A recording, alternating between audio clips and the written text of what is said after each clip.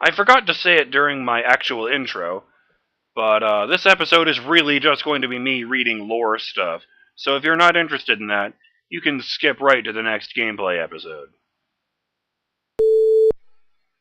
Welcome back to Let's Play Star Wars: The Force Unleashed.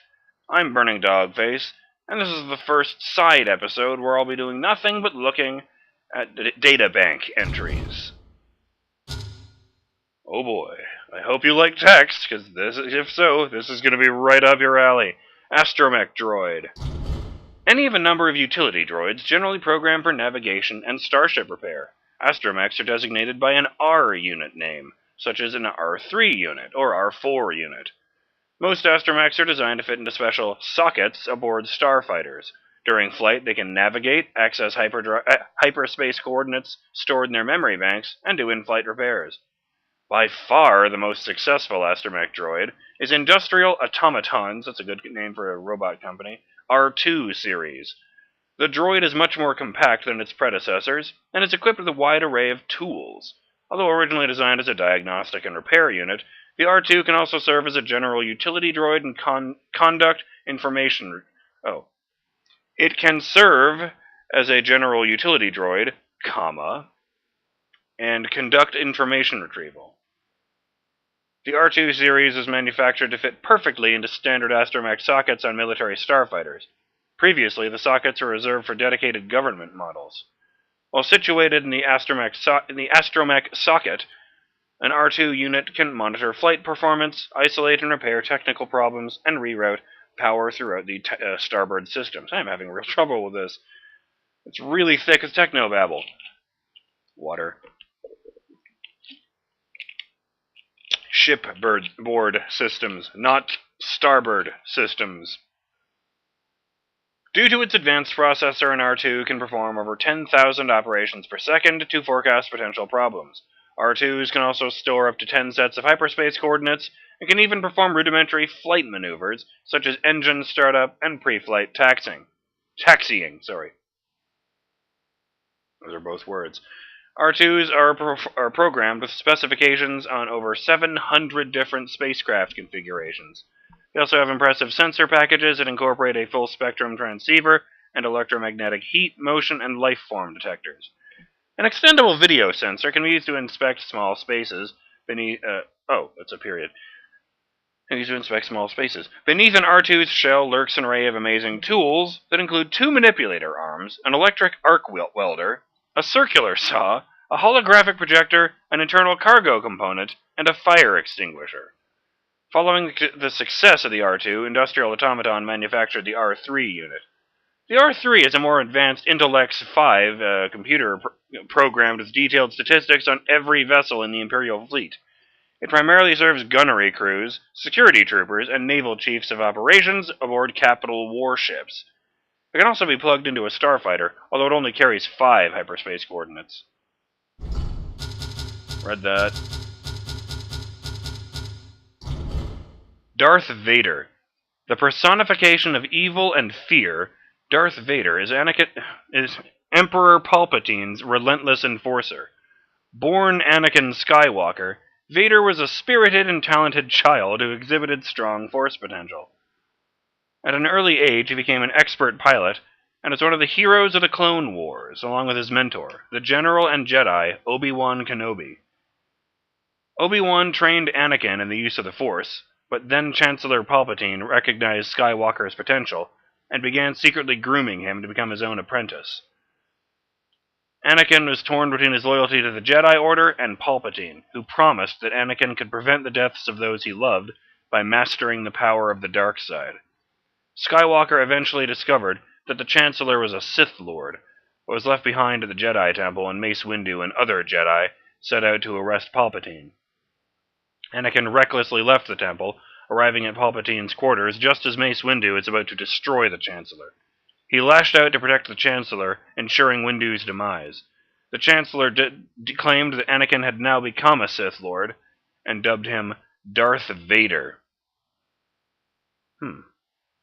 For his first act as Palpatine's disciple, Darth Vader led a brutal attack on the Jedi Temple, slaughtering most of the Jedi Knights, Masters, and even younglings inside.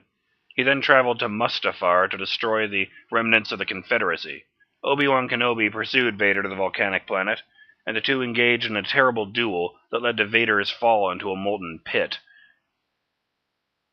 Having declared himself Emperor, Palpatine soon arrived to rescue Vader, who was transformed into a shell of his former self, his shattered body sustained by specially built armor and a breathing apparatus.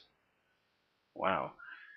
That's a pretty thorough description of Episode 3.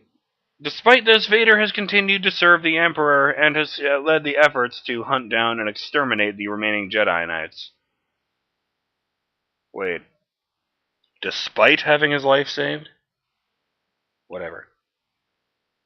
Although seemingly loyal to the Emperor, Darth Vader harbors much anger towards his master and secretly plots to overthrow him.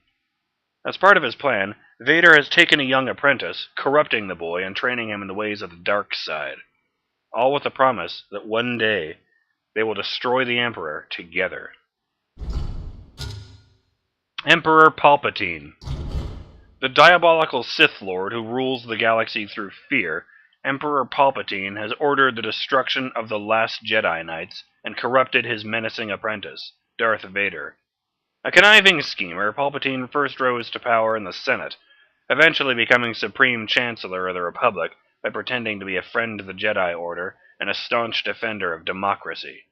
But Palpatine secretly plotted against the Jedi and the Republic in his dual identity as Darth Sidious. As Sidious, he trained the Sith Lord Darth Maul, recruited Count Dooku and General Grievous to his side, and masterminded the creation of the Confederacy of Independent Systems and its separatist army. When the galaxy was faced with the threat of a galactic civil war, a conflict Palpatine/Sidious secretly orchestrated, Palpatine manipulated the Senate into granting him emergency powers, which allowed the creation of a grand army of the Republic. He quickly took control of the Republic and steered the galaxy into conflict. He continued to profess his loyalty to the Jedi while sending Jedi generals to the front lines and manipulating young Anakin Skywalker into believing that the Jedi Order was corrupt. After the Confederacy's defeat, Palpatine betrayed the Jedi when he issued Order 66. Upon his command, the Republic's clone troopers turned against their Jedi generals, slaughtering thousands before they could react. With the Jedi nearly extinct, Palpatine is able to declare himself Emperor, transforming the Old Republic into the First Galactic Empire. Since declaring the Republic an empire, Palpatine has promoted the doctrines of hatred, speciesism, and tyranny. Damn. He has eliminated all opposition in violent fashion, forcing senators such as Mon Mothma and Garm Bel Iblis to disappear into hiding. He uses Darth Vader as his enforcer, and hounds the remaining Jedi Knights, murdering the last of this noble sect to ensure that he will never be challenged.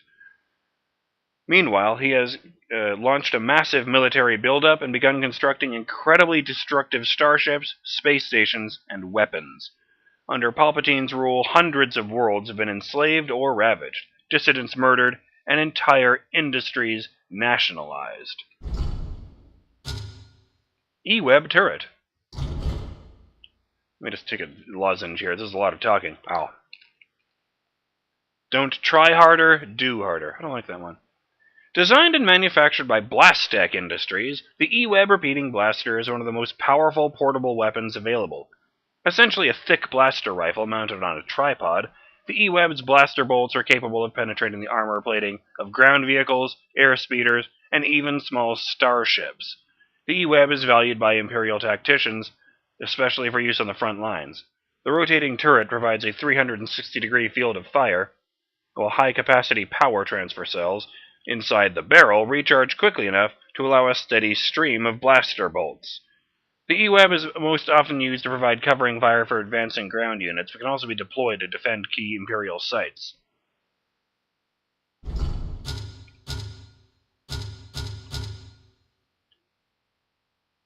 Fugitive Jedi Knight. When the Emperor ordered issue 66.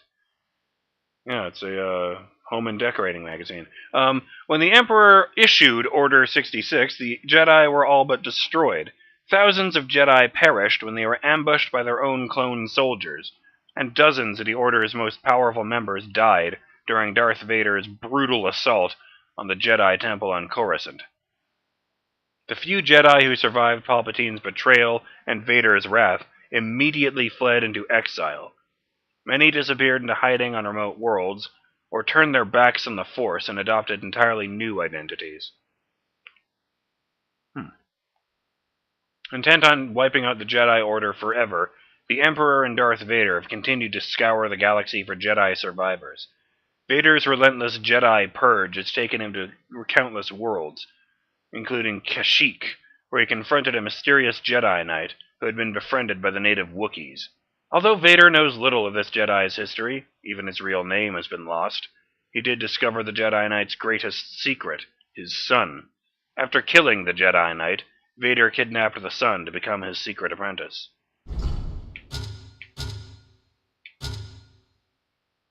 General Ram Kota. Oh boy, this is going to be a long one. Master Ram Kota is a tough, grizzled Jedi Master who became a respected and feared general during the Clone Wars. Prior to joining the Jedi Order, Kota spent much of his life in the trenches as a soldier fighting for freedom on his homeworld, where he was thrust into battle before his 10th year.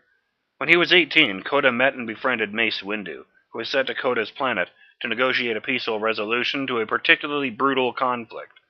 I wonder if this is, based on a novel or something, if he's a character from the expanded universe.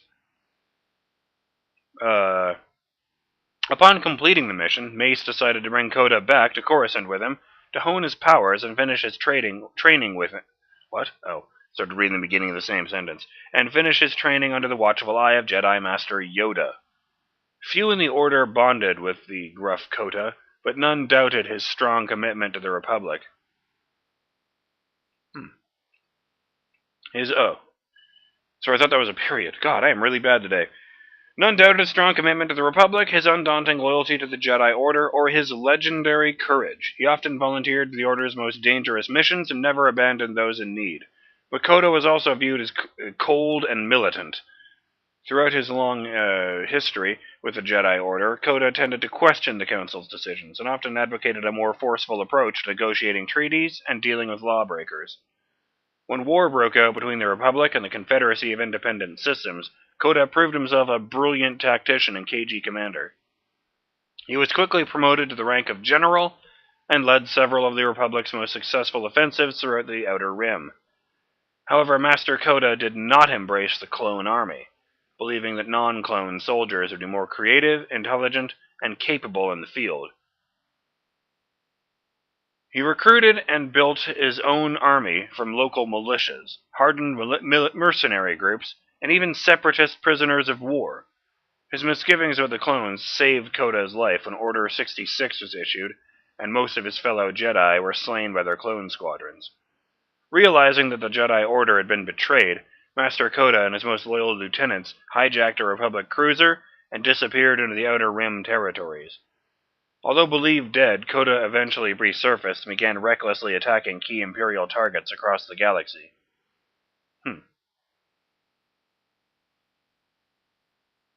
In one-on-one combat, Kota generally adopts a defensive stance, using his lightsaber skills and mastery of the Force to protect himself, until he can launch a devastating counterattack. He often uses the Force to hurl debris or repel his enemies, and can throw his lightsaber with unerring accuracy.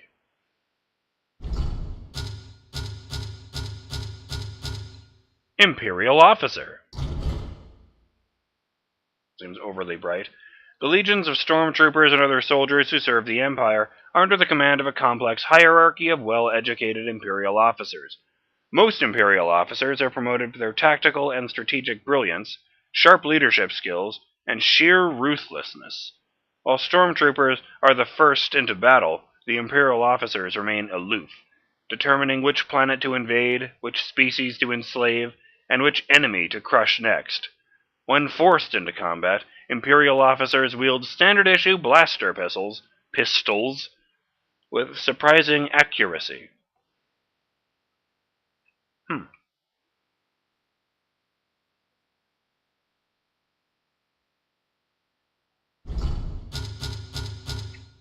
Imperial Stormtrooper.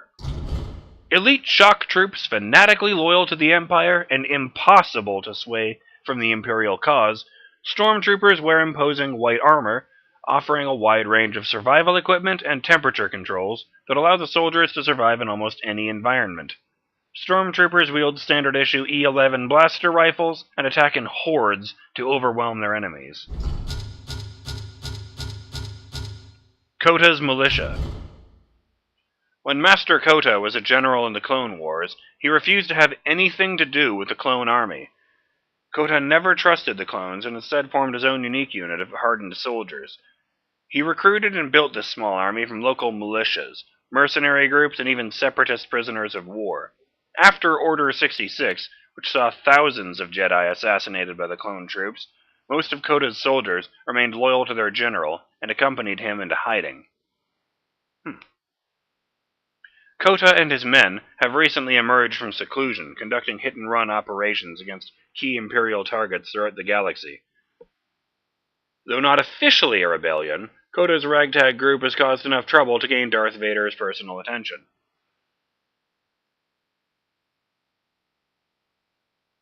I'm kind of surprised they keep saying it was thousands of Jedi were killed in Order 66. I was honestly under the impression that there were like 200 or 300 at the height of the Order, that they weren't really that big an organization.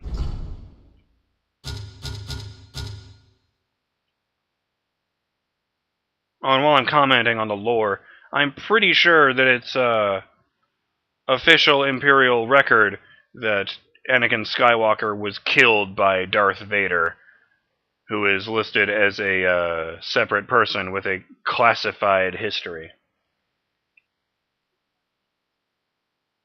So I'm surprised, that they would. I don't know. They're not. It's not like they're doing this in an in-universe tongue, I guess, but it's so kind of surprising that they would explicitly lay out Anakin's history like that. As it happens, this informational episode ran on longer than I was expecting, so I'm going to cut it off here and stick the rest of it in between tomorrow's episodes. I'm BurningDogFace, and I'll see you in the next episode of Let's Play Star Wars: The Force Unleashed. Later!